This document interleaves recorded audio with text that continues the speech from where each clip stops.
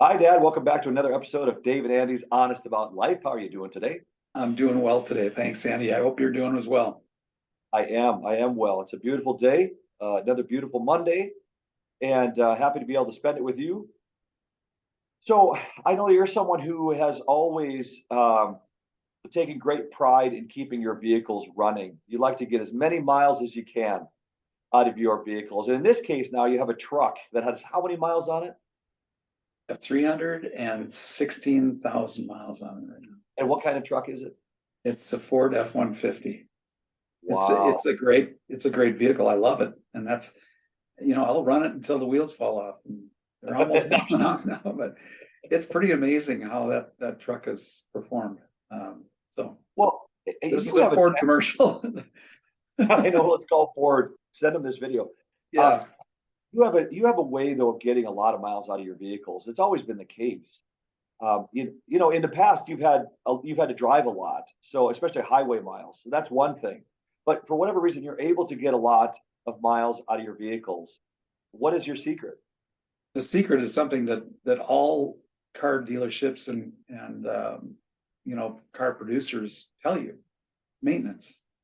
Just be on a steady scheduled maintenance that's very steady. You change the oil, you look at all the other fluids, you make sure you have good tires on.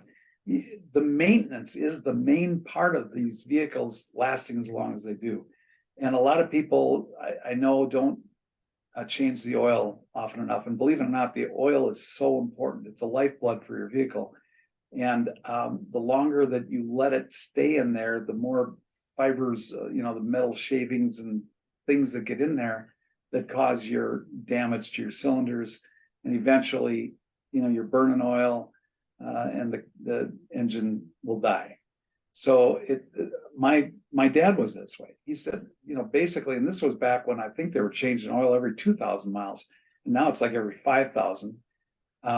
But it's just a very important thing. My dad used to just pound this into my head: change the oil regularly. And this was back when it was so easy to change the oil. The filter was right there and the oil pan was right there.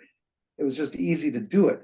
And I think that really helps. If you let it go too long, bad things are going to happen. And I take that to heart. Obviously, I know that we've always said this, so it's not something you're just coming up with now. You've always said change your oil.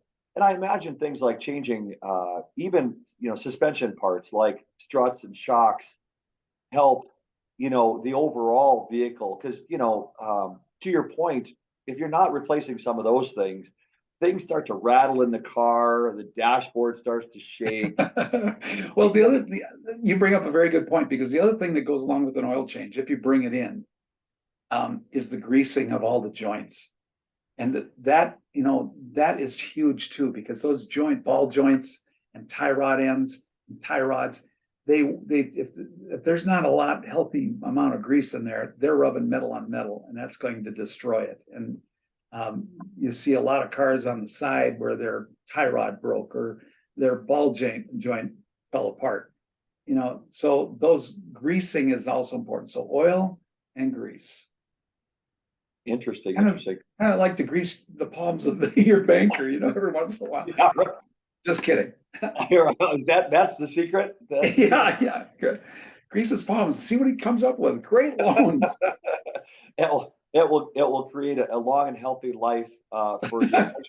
Yes. Yeah. Oh, So, do you ever see yourself moving to an electric vehicle? Are you oh boy, ever? you asked the tough questions. I'm almost, the way things are going, I'm almost positive that we're going to be forced into that, one way or the other. And I disagree on many levels with all of that. We've talked a little bit about global warming and protecting our environment, and I love my environment and I will protect it until I die. But I'm sorry, but carbon is not killing our environment. Carbon is necessary for our life here. Right. And they're trying to say zero carbon. Well, you know what? We have a small amount. We only produce a very small amount of the carbon that's in this atmosphere.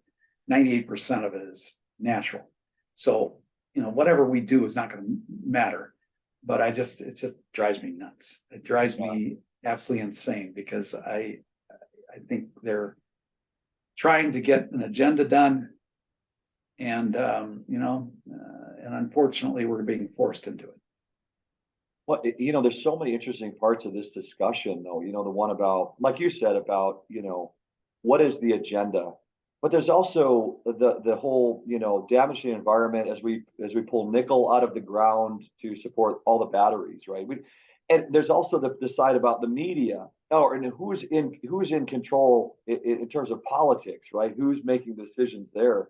There's lots of different agendas, but to the point about the media, if we don't hear about the negative effects of collecting all the components for the batteries, Right. and then what to do with those batteries, we don't hear that message, but we're only hearing about pollution. It definitely skews the way we think about these discussions, these arguments, right? Yeah, and that's a very interesting point. And I don't know how much time we have left, but the carbon used to be the point. What they'd say is follow the money trail, follow all the oil companies, and you'll see the money. They don't say that anymore. You know why? Because that electric and solar, it's absorbing billions of dollars. I mean, that's where the money is. If you follow the money trail, you're going to end up right there. You're not going to end up, the oil companies and whatever are now kind of, just to make people happy, they're saying, yeah, we're going to try to cut back on how much oil we produce or whatever. And it's just, I'm sorry, but it drives me insane. Well, and I'm glad you're being honest, Dad, because obviously, I really enjoy hearing your perspective, and you've been on this earth longer than I have, so you've seen cycles, you've seen iterations of these arguments, you've seen one side flip over to the other, flip back to this side. You've seen all that, so I really appreciate your perspective. And I think what you helped me do is to put your BS cap on when you hear some, whether it's a message on the media or you read it in the paper. Are you really getting both sides of the story? There were the news is used to be fair and balanced. They used to be. Well, journalism used to be very reputable. Because they did look at both sides. They didn't give you opinion. They gave you facts and then let you decide. But now they're putting their opinions on every freaking thing. They are. And it drives me absolutely insane. Yeah. And for that reason, I'm kind of glad I got away from that, because that is just not right. That's not journalism. Journalism, tell both sides of the story, give the facts, and then shut up and let the viewers and the listeners decide.